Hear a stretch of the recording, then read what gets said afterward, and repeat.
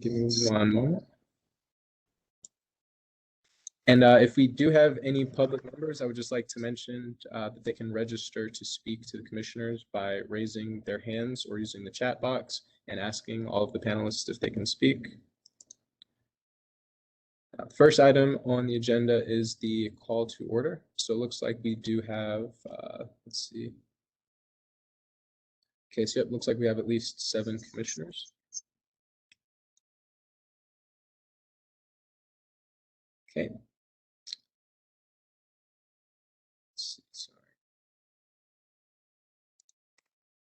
Sorry, opening up the PowerPoint.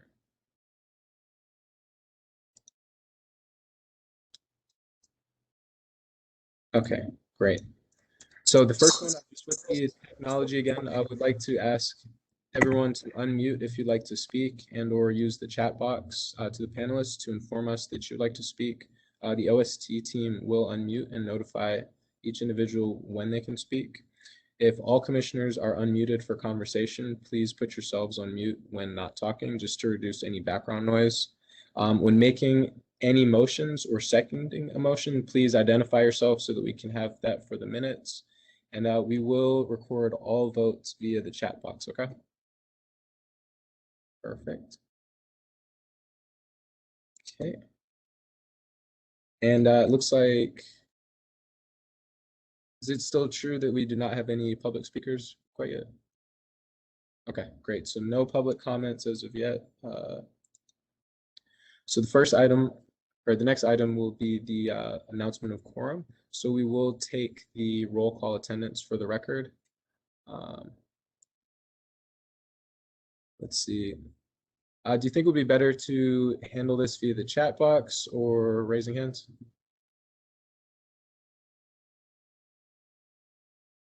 I think we could do vocal, since most people should have, except Matt Hansen will do via the chat. Okay, sounds good. So first for the roll call, Commissioner Berkey. Present. Thank you, welcome. Commissioner Brown or Commissioner Cliff?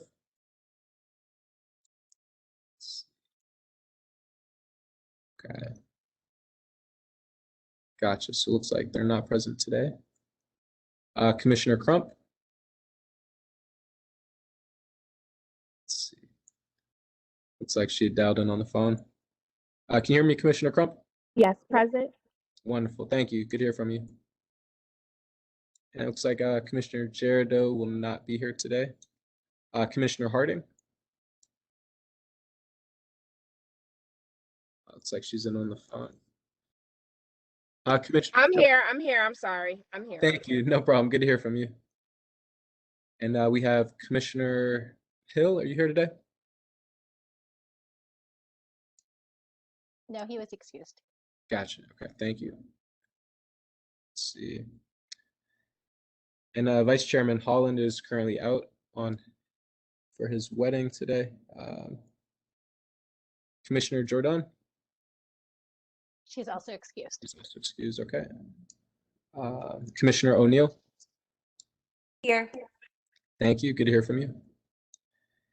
Commissioner Peeler? Here. Hello. Good to hear from you.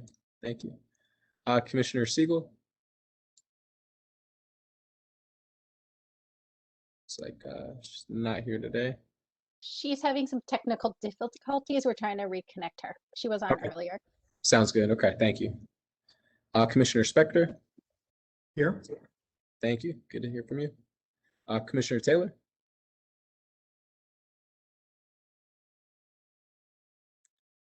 Okay, looks like it's not on. Okay. And Myla, I know you're here, but for the record. Here. Thank you. Great. So it looks like we do have quorum. So the next item is the approval of the agenda. So commissioners, if you could all take a chance just to review that agenda, and if we can get a motion to approve that agenda. And we will vote in the chat box today, I believe. I motion to approve the agenda. Commissioner Peeler. Thank you, Commissioner Peeler. Any seconds to that motion?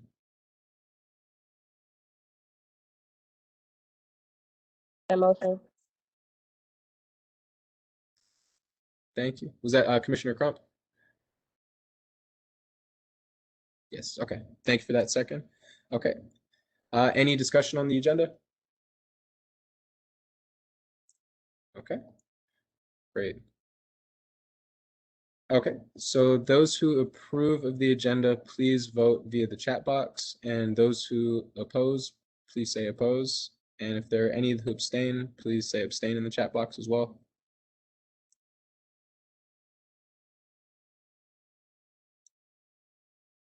Thank you, Commissioner Hanson.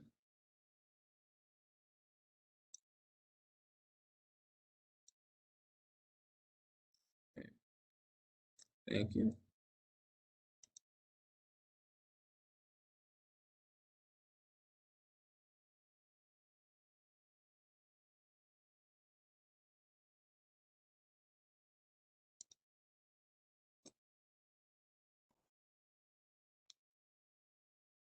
Okay. Let's see. 2, 3, 5.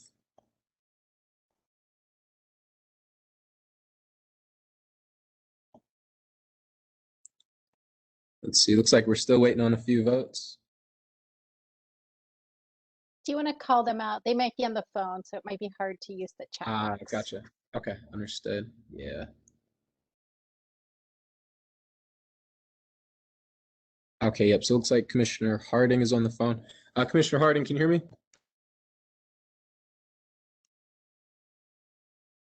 I can, yes, sorry about that. It's Thank you. taking No me a problem. while. No problem. Understood. Would you like to approve or deny the agenda? Approve. Thank you. Okay. And Commissioner O'Neill, would you like to approve or deny the agenda? Approve. I also wrote in the chat. Oh, gotcha. Thank you. Sorry about that. And it looks like Commissioner Crump did as well. Okay, great. So it looks like the agenda unanimously is approved. Great. So the next item are the meeting minutes. A draft version of the meeting minutes are provided. Are there any changes or revisions that need to be made to the minutes? Okay, great. If there are no changes, can we please get a motion to approve the minutes? I motion to approve the minutes. Commissioner Peeler. Thank you, Commissioner Peeler. Any seconds to that motion? Commissioner Harding, I second the motion. Thank you, Commissioner Harding. Wonderful. Okay. And same thing, we'll vote in the chat box. So everyone who votes to approve, please submit that in the chat box. And if you're on the phone and for some reason can't type in the chat box, please just go ahead and unmute yourself. Let us know who's speaking, and then we'll go ahead and document it that way. Thank you.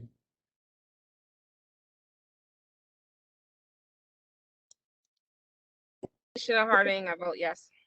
Thank you, Commissioner Harding. Okay. Okay, so far it looks like Commissioner Crump has abstained. Other than that, it appears we have unanimous votes. Let's see.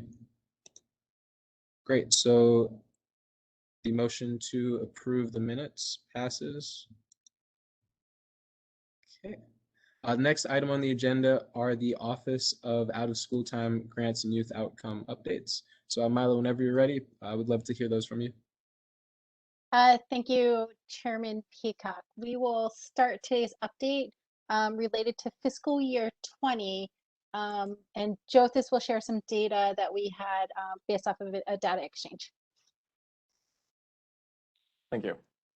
So I hope all of you are able to see the deck that's there with the graph.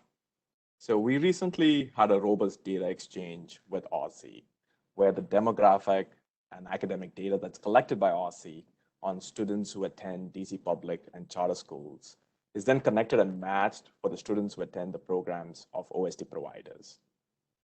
So this has enabled us to start building a more precise picture of the student population that our OST providers serve, and to start studying more deeply the OST student distributions across various factors and how does it compare to the DC public and charter schools as a whole overall.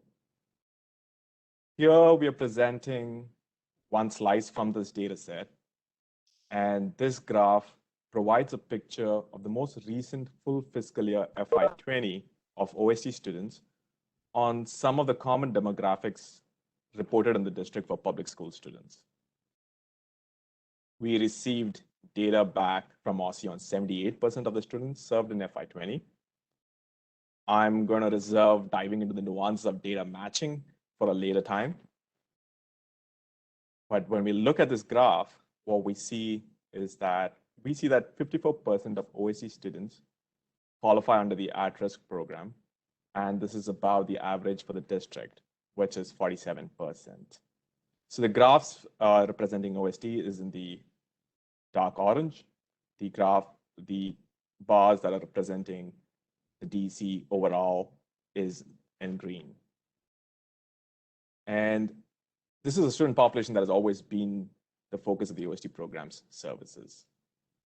One of the things that we find encouraging is that OST providers are serving a majority student population who are in most need for their services. This is also indicated by the rightmost bar that shows that 90% of OST students qualify for free and reduced meals or attend a school that has qualified under the community eligible program, which means that all students who attend the school qualify as free under the free and reduced meals farms program in the district. Qualification under the farms program is based on household income. On the rest of the indicators, we match the DC average in terms of the percentages of students served who are identified as homeless, students with disabilities, and English learners. So this is one of the ways we are able to disaggregate the data. And connected to this, one of the questions that we have is the OST office would like to hear from the commission on what are the types of data disaggregation or analysis would be valuable information for the commission. And before we dive deep into Josephis's question for the commission, I want to respond to the question, how is at-risk defined? So that is the district's definition of at-risk. So homeless, SNAP, TANF eligible. I'm gonna ask the team here for help because I can't remember it all right now. There's 4 indicators, 1 grade level behind in high school, and homeless, foster youth. Foster homeless. Foster, yes. Thank you, Vania and Deborah. And so that data is based off of a data exchange OSSI has with the Department of Human Services to get that information. And then, so some of it we can capture, and then the others, so you see the homeless data there. The others are just additional student demographic. So with that, Jyothis did have a question. As we start to do the data analysis,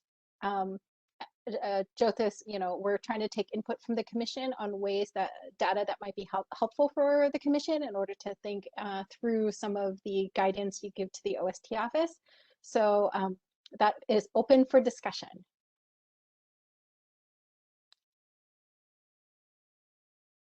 Well, I can jump in. This is Jason Spector. A few that jump to mind to me would be race, ethnicity, gender, and neighborhood, which either could be zip code or by ward.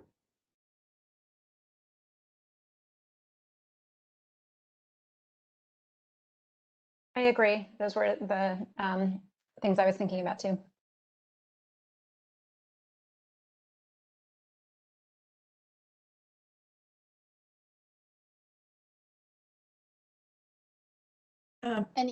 Commissioner Barkey, I might also be interested in like the age range of participants, the age cohorts as compared to the population of children in the district. Like, are we serving the right percentages of kids in the different cohorts?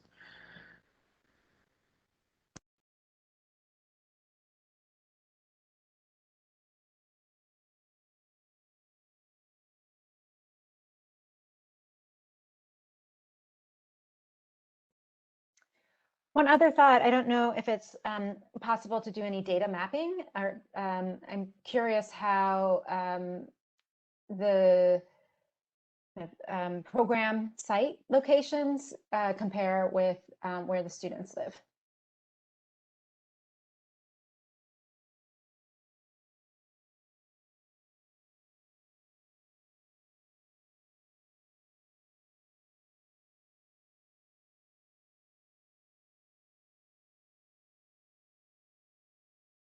Any other final thoughts on the data that would be presented to the full commission? Let us know via email. We'll take the comments here. Most of them we've done and or have talked about. We haven't actually created the data mapping, but we've considered some things there. Jothis and Tristan on the team have been looking at the data and ways to present it. We thought we'll go with one slice today to see what the commission thought would be helpful and then present more in the coming months as the team works on that. So thank you all.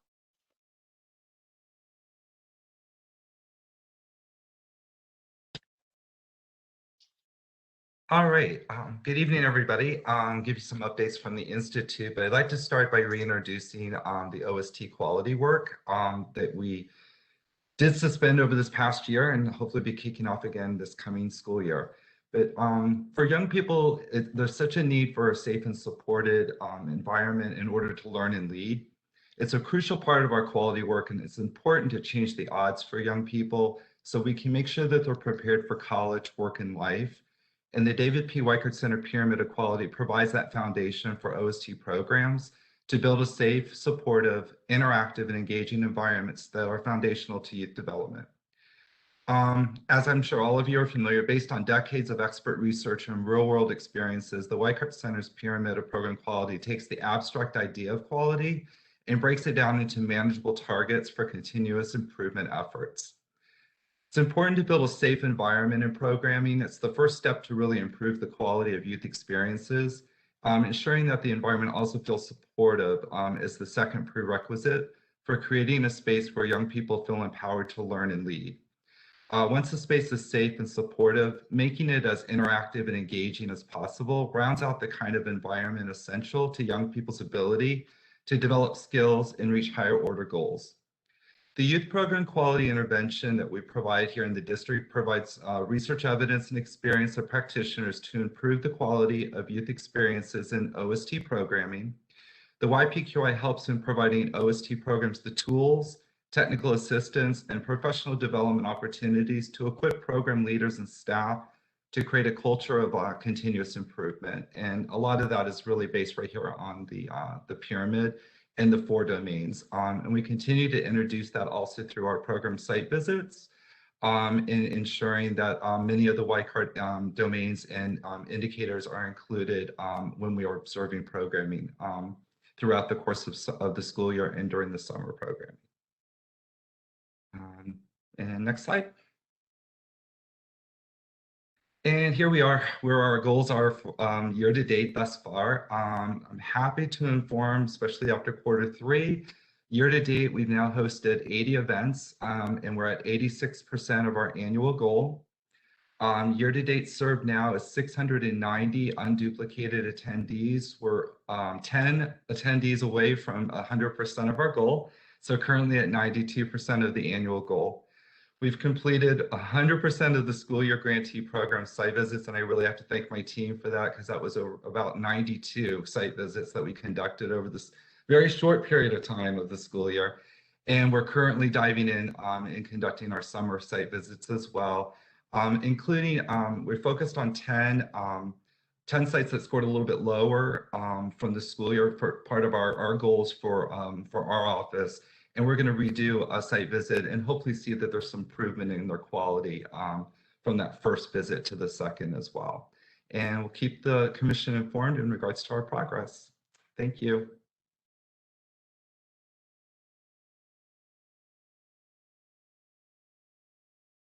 Hi, good afternoon. The Learn 24 office has been conducting monthly office hours to inform our grantees about various topics that are important to them as well as the field. So this upcoming one, we have also had Learn 24 Cafe, which is an opportunity for us to engage with the general public about current topics or topics related to the OST field or topics that might be of relation to anybody in the OST field or the community. Of course, the office hours, the Learn 24 ones that are directly geared towards grantees are more grantee specific, but the office hours in general, I mean, the Learn 24 Cafe, I apologize, is more general and more broad and is open to the general public. So we actually do have a Learn 20, it's on the fourth Thursday of every month. And on this upcoming edition of the Learn 24 Cafe is going to be July 29th at 2 o'clock p.m. We're actually having Dr. Claire Bugard, who is a pediatrician at Children's National Community Health at the ARC. And she's also the medical director of the COVID-19 vaccine program at Children's National. She's actually joining the discussion or leading the discussion, I'll say, about the COVID-19 vaccine and how community partners can assist in that implementation and that rollout, especially for children. Some of her focus areas that she plans on talking about include information and resources that can be shared with the communities to help unvaccinated people feel more comfortable with the vaccine, the effectiveness of the vaccine, how they work, why it's important for an individual and community to be vaccinated, dispel myths regarding the vaccine, and much, much more. If there are any questions or comments that you think that we should bring up throughout this Learn 24 office hours / Learn 24 Cafe, please feel free to either email me at alex.brown@dc.gov or learn24@dc.gov. And we can definitely get those questions answered. And if you want to join the conversation and want to join the actual Learn 24 Cafe, please feel free to email us, and we can definitely get you that link or put it on your calendar so that you can be in attendance, and we hope to see you there. Once again, that is going to be next Thursday at 2 o'clock p.m. on Microsoft Teams. And I will pass it to the grants team for more. Thanks. Before we jump to the grants, which will be a large part of our updates, I wanted to stop and see if there are any questions for Kevin or Alex from the commissioners.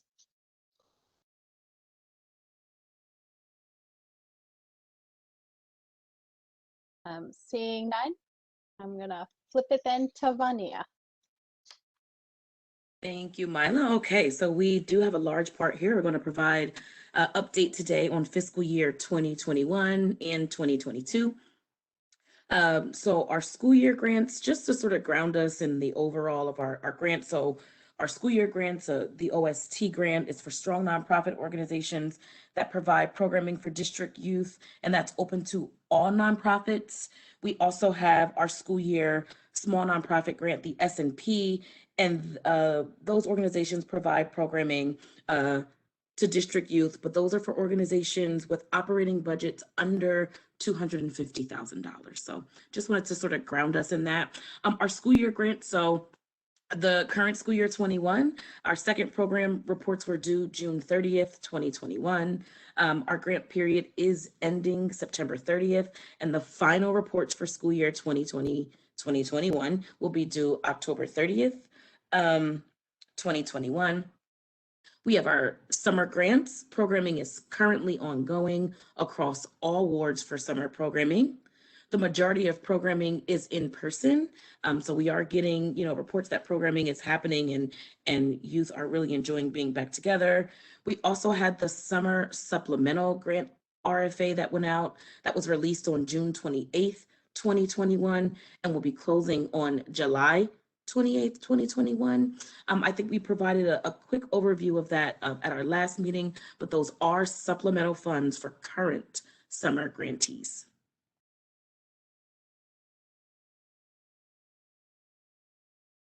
All right, now fiscal year 2022 update. So school year 2021 RFA was out, and that closed July 9th. We received 40 applications for OST and 16 applications for the small nonprofit competition. We also have out the school year 2021-22 continuation application. Those are for current grantees who have the opportunity to continue funds. So there were 15 applications received for the OST continuation group. There were 4 applications received for the small nonprofit continuation potential grantees, and 31 applications received for year-round programming grantees. For school year 2021, there was also an high impact tutoring, which we call HIT. The acronym HIT RFA that closed July 19th.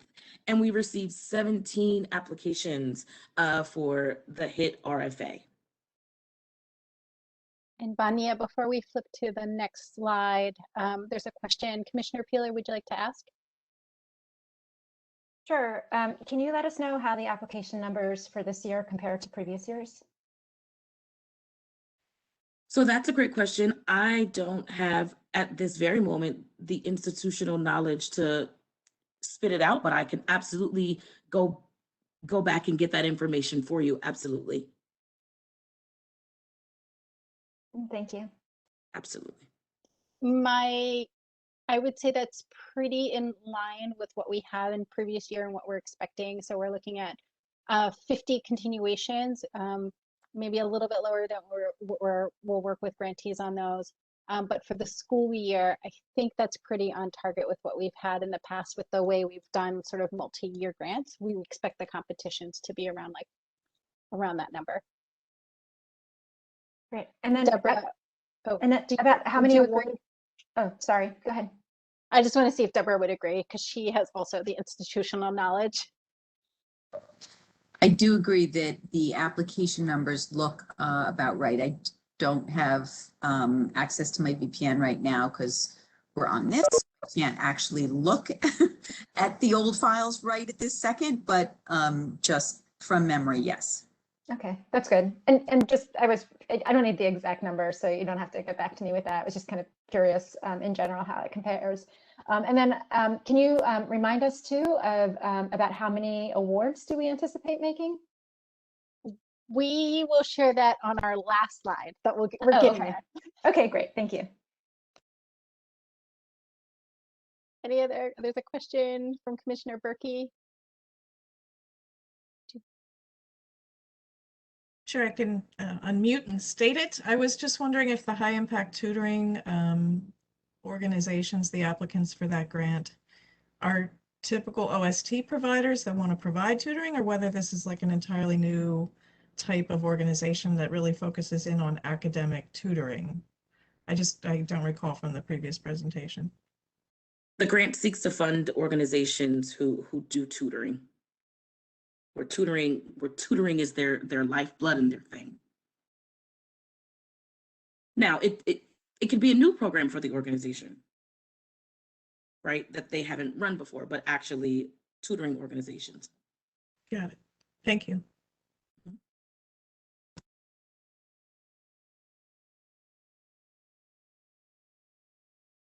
There's one more update that we couldn't fit on the last slide, but we also have out our year-round invitation only RFA, and that closes on July 26th, 2021. And those are for our grantees who have provided school year programming and summer programming, and they are being offered the opportunity, an invite for year-round programming. So that RFA has gone out and that closes on July 6th. Okay, we also have additional, even more RFAs coming. So our upcoming RFAs we are doing the Safe Passage Safe Blocks. That is to be released July 23rd, which is tomorrow. We also have our out of school time scholarship partner, where we're looking to, and I think we talked about this before, provide funds for scholarships for youth to engage in out of school time programs that they might not be able to afford on their own. That is to be released in August. Also an RFA with DYRS, that's to be released in early September. That's the Department of Youth and Rehabilitative Services.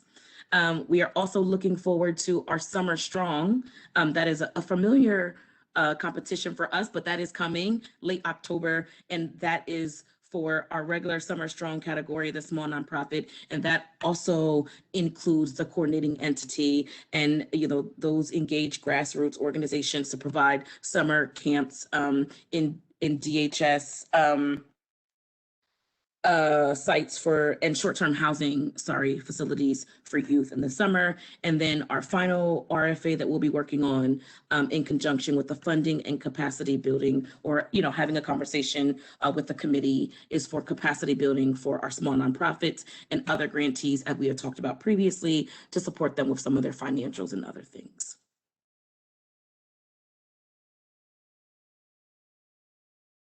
And so getting to the proposed FY22 budget, I pulled out just the grant numbers so the commission can see what we're looking at. So just in the OST office budget, so this is directly to the office via the budget that's currently proposed. Council on Tuesday did their first vote and actually increased our office by $5 million. So this was a surprise, but it's what the advocates have been asking for and providers have been asking for the additional funds for out of school time. So that will bring just and that is a one-time fund. So the way local budget is, you have a base budget, which is reoccurring, and then the one-time, which can be stripped next year. So our reoccurring local budget is the 12 million, and then our one-time enhancement, or the one-time council enhancement, or the one-time is the 5 million. So we're looking at 17.1 million in just the OST grant. So this is where we have more flexibility with the funds and how it's used. And those funds can be used more for organizations that may not have quite the infrastructure to handle the federal funds, which are a little bit more restrictive, really strong financials needed, evidence-based programming is needed. So the bottom half is the funds coming into the OST office for additional grants management that we will be supporting. So starting with the ESSER 3, so these are federal funds through the American Rescue Plan, where they had allocated 1% of the total coming into the states for after school and 1% for summer. And the way the ESSER 3 funds are, they are distributed in tranches. So our first tranche, and the way the MOU will be structured is based off of the funds coming into the district. So the total ESSER for after school and summer per competition is 3.8 for a total of a little close to 7 across the two. So it's 3.8 for after school and 3.8 for summer total when all the tranches come in, but without having, you have to spend the funds, get through a certain level before the final tranche is distributed. So we're only showing the first tranche of funds here, the 2.5. Then there's the high impact tutoring that Vania just shared, which is a 1-year pass-through transfer from OSSI to our office to manage the high impact tutoring grants. That grant hopefully will award $4.7 million.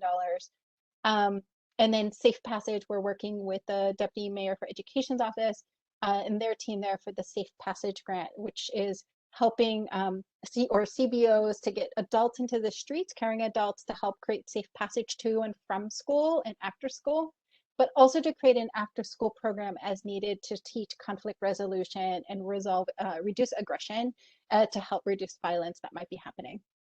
So those are the grants that are coming into the OST office to help over the next, some of it you'll see is 1 year, whereas the ESSER funds will be over the next 3 years. And so we're looking at after school and summer, a little bit over 1 million each year over the next 3 years on top of the 17 million. So this is where we're looking at for our total grants in sort of FY22 and beyond for the ones that are reoccurring. So with that, we were surprised by the additional 5 million. We, during the draft budget season, they mentioned 2 million coming into the OST office. And then on Tuesday, it's 5 million that was proposed in the OST budget. So with that, we would love to have the OST Commission's input on priorities for the additional grant funds. Typically what we would do, because none of this comes with personnel, is that we would increase the grants. So the current competition and the current grantees, we did increase the limit for which they currently can ask. We can increase that more knowing what the new numbers are, and go back to all of those who applied to say submit a new budget. If we were to give you additional funds, and would you be able to serve additional kids? Or we can release a new competition based off of the new funding that we did not consider.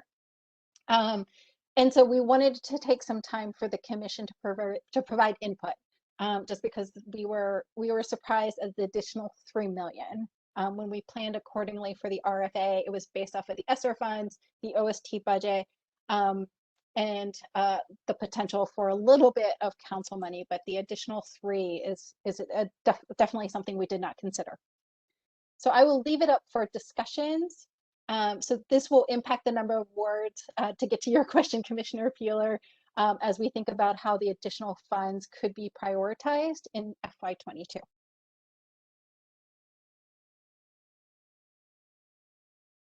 Can you comment on potential gaps that you're observing in terms of either the applicants that have already come through or even thinking about the split between the programmatic grants and the capacity building and support for smaller organizations and so on? I'm not sure if you are anticipating any gaps. So I cannot comment yet. The review process is happening. So typically on the grant competitions, they do have to score a certain number or above to be funded. So we don't know if there's a gap right in total dollar amount with what's being requested. We can definitely, once the review process, consider that. But the RFAs are currently going, all the applications are currently going under review. So we don't have that information yet. Are there any needs that you might have that would be high startup costs that you could spend on this year that would help going into the future as well? You mean, so these funds for, do you mean for the office or for grantees? Either. Yeah, so for the OST office, we can't use these dollars. They were allocated for grants. So we can't use anything additional for like our own internal needs. We would have to request a reprogramming, which I'm not inclined to do because it is council's wishes that it goes out as grants. So in thinking about sort of just the OST office. In terms of grantees, this is where we could think about, is there additional, we know COVID was really impactful and hurt a lot of the nonprofits we work with. We did reduce the number of kids to be served based off of the grant. We're working with grantees on working with those numbers and the grant funds. So we'll take any ideas. If there's an idea to consider a program for new OST programs, we typically do not fund new OST programs or startup costs for organizations or programs, but it's something we can consider if the commission would like to see that opportunity. Yeah, I don't know. One option of that is if there were to be a gap, let's say in Ward 7 or 8, that this could be an opportunity to start a new program or center. It's something to consider. One other idea just to introduce would be whether there are any quality needs that increase funds, even if it's not if it was more of a hybrid, that you increase kids, but you also increase quality with greater funds per student. If there's a need for that, it could be worth exploring. Can the one-time funds be awarded as general operating support, or is it restricted to program support? So we could increase, so we did increase the general operating support for anyone who has a negotiated rate. And then for our grants, for those without a negotiated federal rate, it is 10%, is the de minimis rate. And then for our small nonprofits, we actually give 20% of the grant for operations. So, but for the grants, most of it should be used programmatically. We can change the indirect rate if we wanted to offset it, but it cannot be general operating support. I think my bias is to get as much money into the organizations that we've been working with, to get as much money to them as possible, especially if they have a track record of producing good results and offering high quality programs. So I guess I would say if there's a way to increase the awards for the current competition, I would prioritize that, and then seeing where you could fill in potentially some gaps. I mean, I think it is one-time money, so that would be my only hesitation about startups, is that it would be hard to start something that couldn't necessarily be sustained. But anyway, that's kind of where my bias is towards supporting the organizations that are already part of the process. Yeah, I mean, I agree. There's a lot of money coming in with a time frame of ending. So the reoccurring is the base that we know will come back every year. The one time, the 5 million in flex will go away next year unless council puts it back in next year. And then the ESSER, of course, at least it's 3 years, and then whoever's funded through that hopefully will build some sustainability.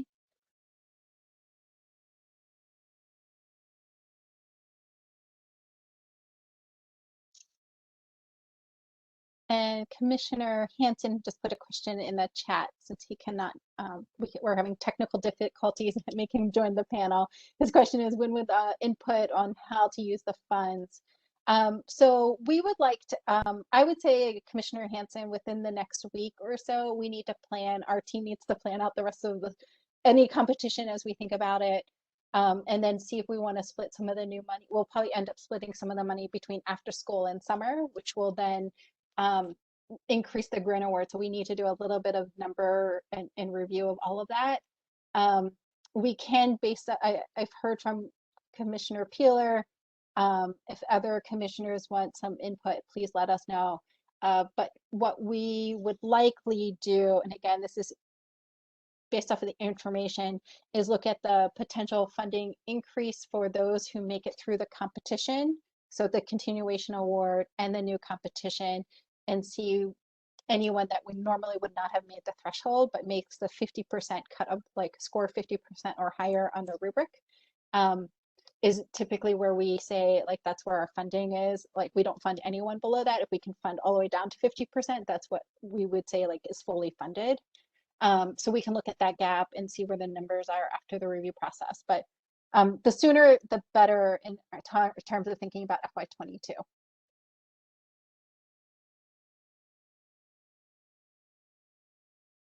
And Commissioner Spector, do you want to ask your question? Sure. So I like Commissioner Peeler's sentiment, and the only thing I was wondering about is whether whether the programs have the capacity to deliver on that, to serve more students, and if there's demand at those programs that's currently unmet. Obviously wouldn't want to fund a program if there aren't more students seeking to be served at that site. Yeah, so that one's a little bit harder to respond to in terms of the unmet demand. We don't know how many of our grantees have waiting lists. We do know some of our grantees do serve more than what they're funded for, right? Oftentimes they'll just take the kids and provide the services without asking for additional funds. So we do know that is where a lot of our grantees are. We're not fully funding each seat that they currently provide.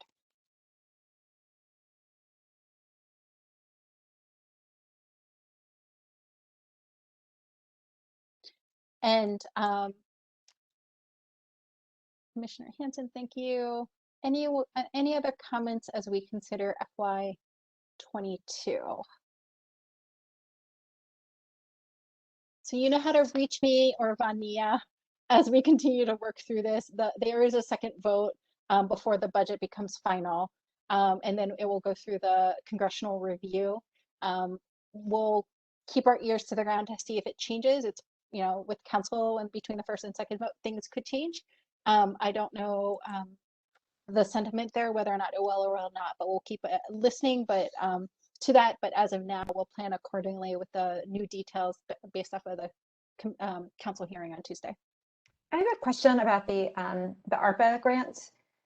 So will we, and I'm not sure if I'm going to ask this question with the right terminology, but will we be able to apply the same kind of criteria that we have for our standard annual grants to these programs, like in terms of the prioritization around racial equity, meeting or prioritizing at-risk youth and so on? Can you just speak to that a little bit?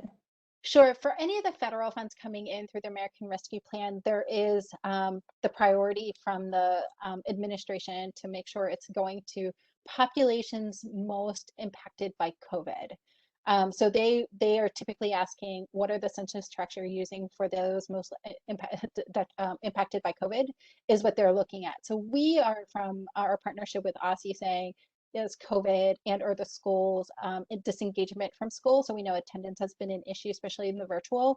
So we've made the case to also include other populations.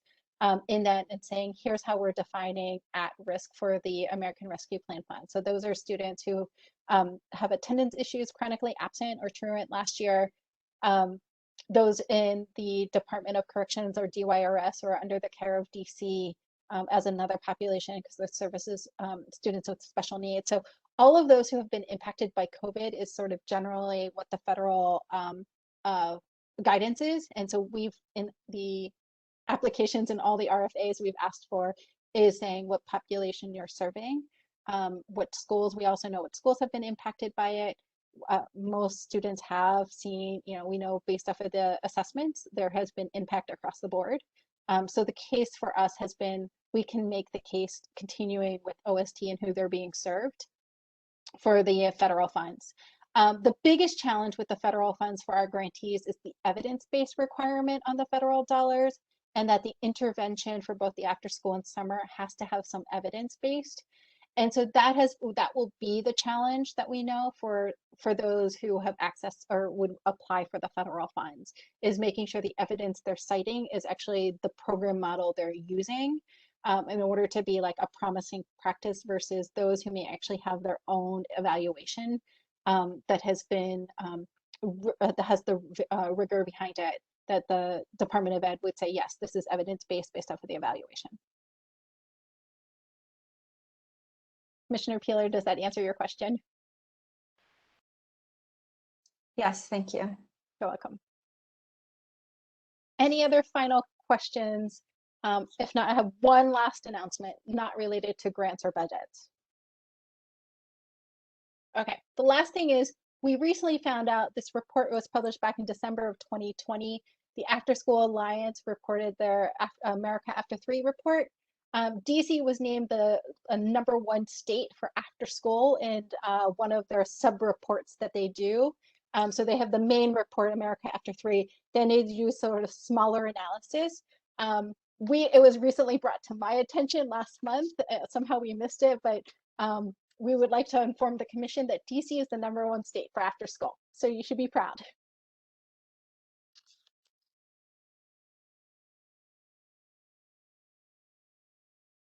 With that, I'll pass it over Chairperson Peacock. Okay, very glad to hear that we're the #1 state. I think that's wonderful news. So everyone keep up the good work. So the next item on the agenda are the commission updates, specifically the committee updates. First, I just wanted to welcome Commissioner Hanson. I should have did that earlier, but thank you for joining us. I'm happy to have you part of the commission. For the next item on the agenda, the committee updates. So let's see. First, we'll start with the Outcomes Committee. Commissioner Spector, are you ready to give that up? Sure. So we thank you for stepping up as the chair, by the way. Oh, yes, absolutely. So we have met since our last meeting, one time formally and one time informally.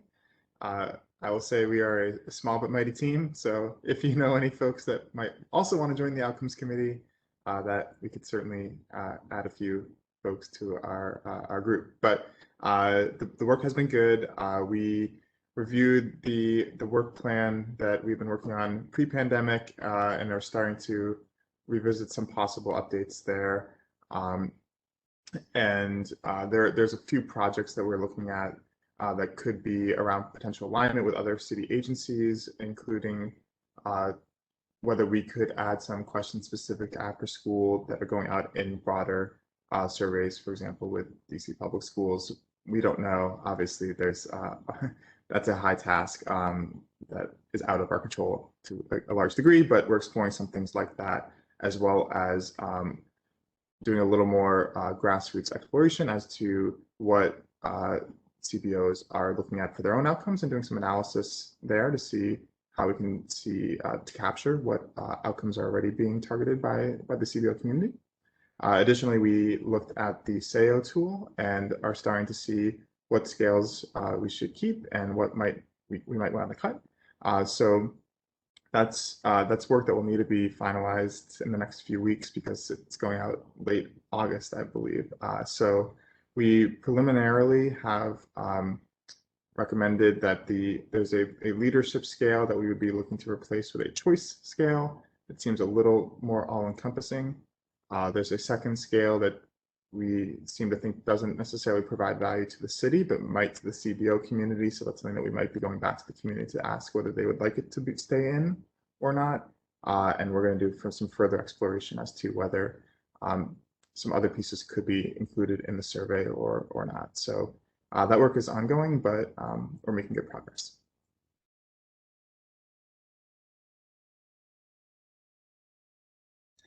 Excellent. Thank you very much for the update. Glad you guys are being so productive. That's wonderful to hear. Next, it looks like we have the funding and capacity building update, but I know Commissioner Hill is not here. Is there anyone else who is able and willing to give that update? So Commissioner Hill has joined and Oh, Commissioner great. Crump is also on, so either can provide an update. Wonderful. Thank you.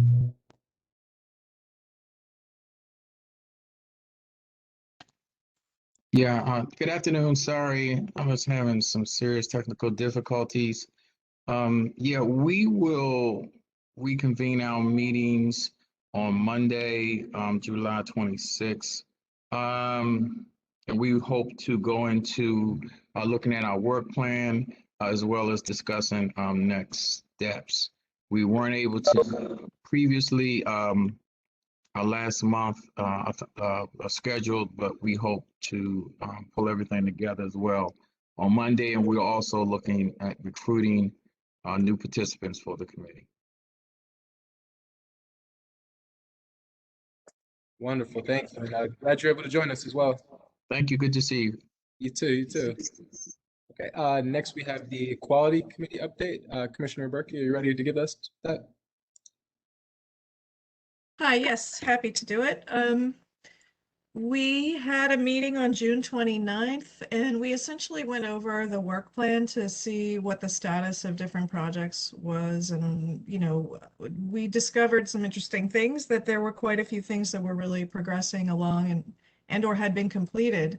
In the in progress category, you know, all of the work with the YPQI that Kevin Cataldo referenced earlier, ongoing.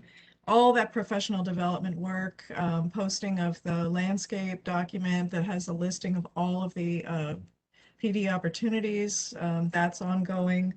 And we are reaching out to WYCART for an additional TOT, a training of trainers program that would develop the capacity of Learn 24 trainers to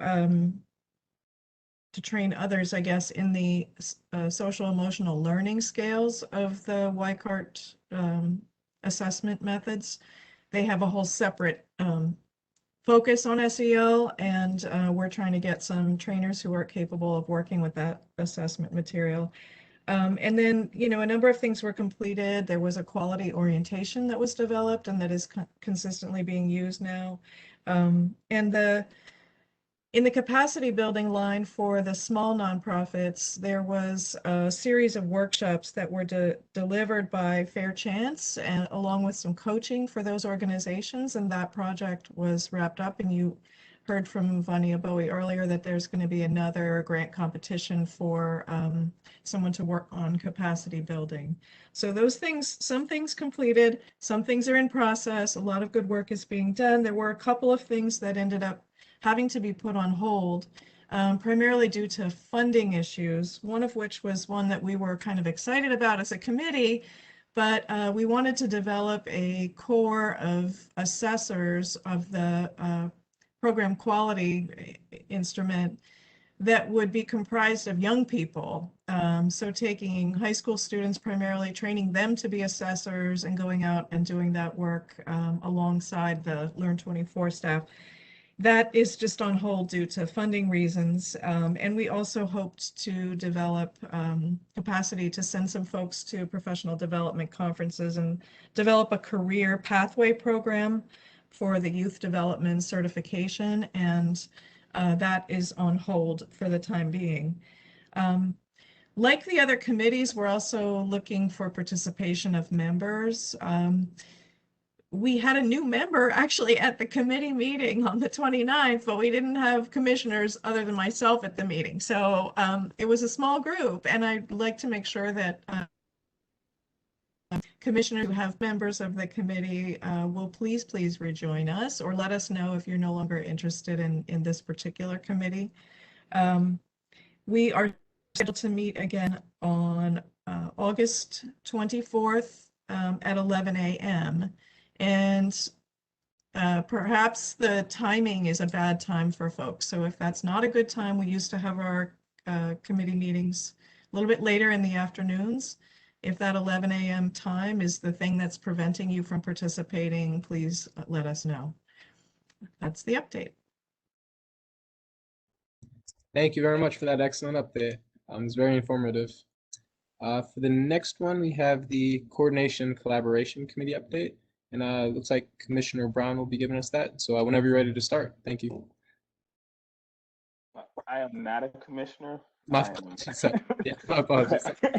No, yeah, so we did the Coordination Collaboration Committee. We did meet on June 10th last month, and we were able to discuss, review some of the different tactics as well as like different strategies that we had previously set prior to being shut down.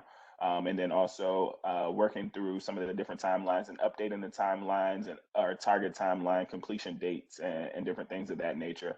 Our next scheduled meeting is August 19th next month, and it will be held at 10 o'clock.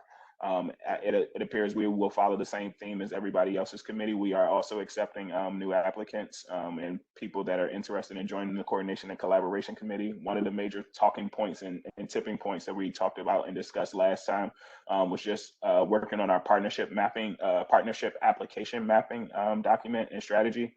So that was probably like the main focus of our conversation and our discussion point, as well as like identifying and just bringing it to the conversation and bringing it to the forefront of the conversation, the streamlined funding processes across government agencies and applying through reporting. So that was also like one of the major talking points that we discussed at the last Coordination and Collaboration Committee. Wonderful. Thank you for the update. Awesome. Glad to hear that's going well.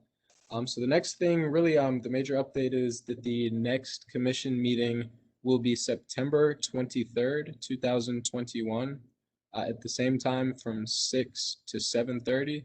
Now, the major update about that is that the building has reopened at 441 Judiciary Square. So we will be conducting that meeting hybrid. So commissioners, you're welcome to arrive at the building if you want to meet in person or online. We're going to figure out how to do it both ways to make everyone comfortable. But we would like to start bridging the gap to get a bit back more to our regular format of meetings. Okay. Now, the next item on the agenda is adjournment. So are there any additional business or comments that anyone would like to make before we close the meeting?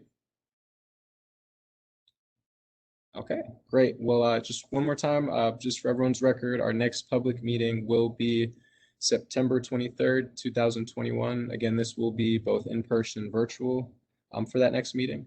So with that being said, do we have any motions to adjourn?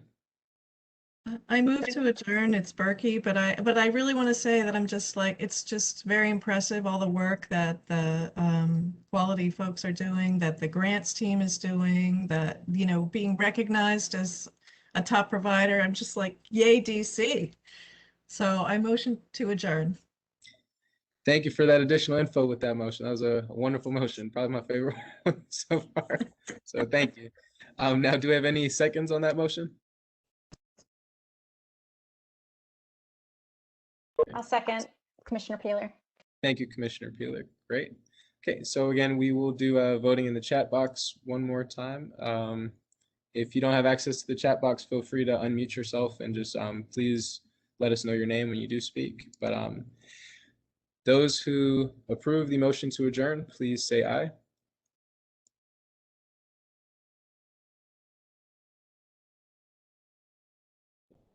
Thank you.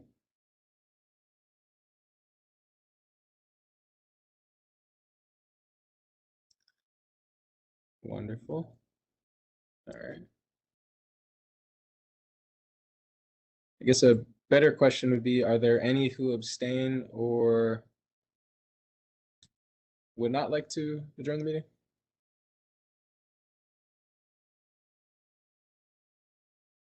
Okay, well, it looks like the motion unanimously approved. So thank you everyone for your time and for your wonderful work. Again, very glad to be a top city for out of school time programs. That's really wonderful. Let's keep up the good work, and see you at the next meeting. Some of you all in person, some of you back on WebEx again. So thank you. Take care. Thank you. Bye.